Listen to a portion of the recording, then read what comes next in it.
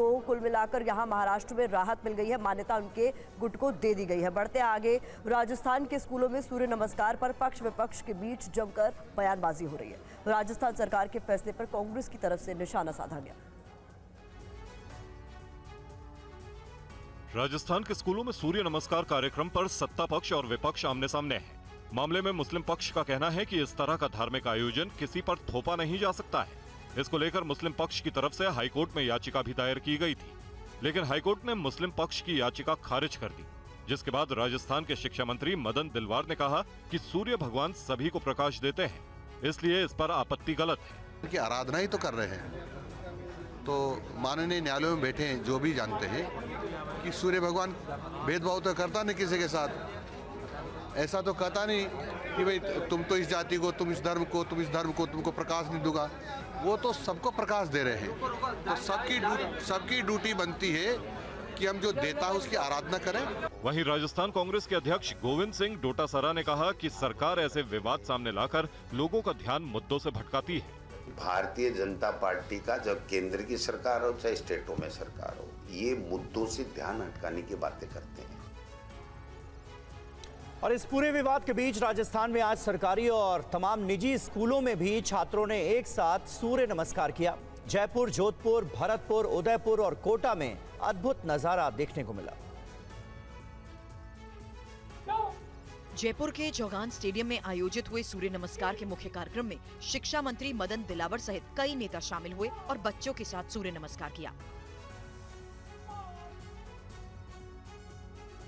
जयपुर के स्कूल के गेट को बंद कर दिया गया। सूर्य नमस्कार के विरोध में इस स्कूल को बंद रखा गया। गेट पर ताले जड़ दिए गए। जब मीडिया ने बातचीत करने की कोशिश की तो वो भी यहाँ से जो है रवाना हो गए।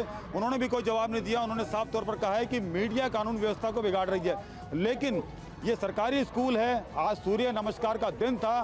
सूर्य नमस्कार पूरे राजस्थान भर में 1 करोड़ से ज़्यादा बच्चे कर रहे थे, लेकिन जो मुस्लिम समाज जो उनकी तरफ से विरोध किया जा रहा था, उसके बाद में ये एक्शन जो है, ये जिसकी उम्मीद की जा रही थी कि कहीं ना कहीं राजस्थान में किसी स्कूल में कोई ना कोई एक्शन होगा, ये एक्शन आप देख सकते हैं कि गेट बंद कर दिया गया और यहाँ के जो चैनल गेट हैं वो बंद कर दिए गए हैं। सूर्य सप्तमी के मौके पर प्रार्थना सभा के दौरान सूर्य नमस्कार के लिए शिक्षा विभाग ने आदेश जारी किया था।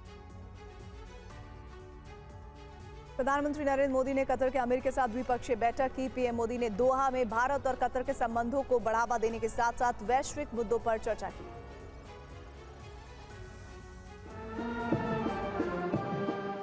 कतर की अपनी आधिकारिक यात्रा के दूसरे दिन प्रधानमंत्री नरेंद्र मोदी का दोहा में औपचारिक स्वागत किया गया। इसके बाद उन्होंने कतर के अमीर से मुलाकात की। पीएम मोदी ने कतर के अमीर शेख तमीम बिन हमद अल थानी के साथ द्विपक्षीय बैठक भी की। बैठक में विदेश मंत्री एस जयशंकर और राष्ट्रीय सुरक्षा सलाहकार अजीत डोभाल भी शामिल हुए।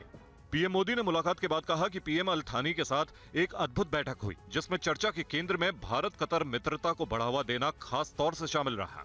विदेश मंत्रालय के मुताबिक दोहा पहुंचने पर पीएम मोदी ने शेख मोहम्मद बिन अब्दुल रहमान अल थानी से मुलाकात के दौरान भारत और कतर के बीच संबंधों को मजबूत करने के तरीकों पर चर्चा की। बैठक में व्यापार, निवेश, ऊर्जा, वित्त और प्रौद्योगिकी जैसे क्षेत्रों में द्विपक्षीय सहयोग बढ़ाने पर चर्चा के साथ पश्चिम एशिया में शांति और स्थिरता बनाए रखने पर जोर दिया गया।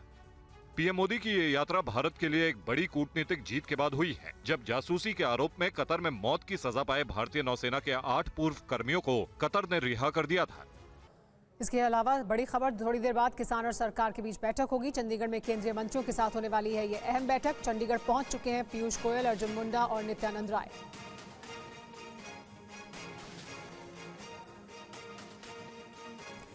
इस पर और ज्यादा जानकारी के लिए हमारे साथ मोहित मल्होत्रा जुड़ गए हैं। मोहित, तीसरे दौर की ये बैठक है। पहले 2 दौर में कोई नतीजा नहीं निकला था और अब आज भी, क्योंकि किसानों की तरफ से पहले ये कहा जा रहा है कि अगर एमएसपी पर कानून की गारंटी नहीं मिलेगी तो बातचीत में आगे कुछ नहीं हो सकता, तो क्या इसे समझा जाए, इससे कुछ निकल सकता है आज, कोई उम्मीद है?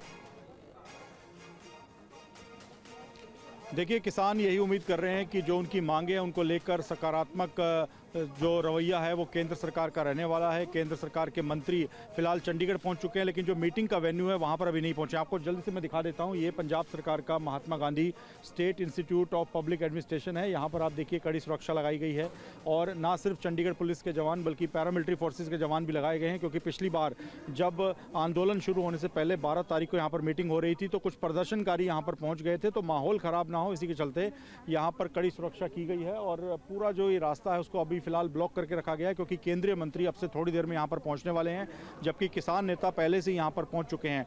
लेकिन अगर आज की मीटिंग फेल रहती है तो ऐसे में किसान दिल्ली कूच के लिए जो उनका आंदोलन है, जो शंभू बॉर्डर पर लगातार टकराव की स्थिति बनी हुई है, उस आंदोलन को और भी तेज कर सकते हैं। तो इसी वजह से मीटिंग काफी अहम मानी जा रही है। बहुत महत्वपूर्ण है ये बैठक, इसको लेकर अपडेट मोहित मल्होत्रा हम तक पहुंचा रहे थे। आप लगातार नजर बनाए रखें, आगे भी अपडेट्स के लिए आपका रुख करेंगे। फिलहाल रुक रहे छोटे से ब्रेक के लिए।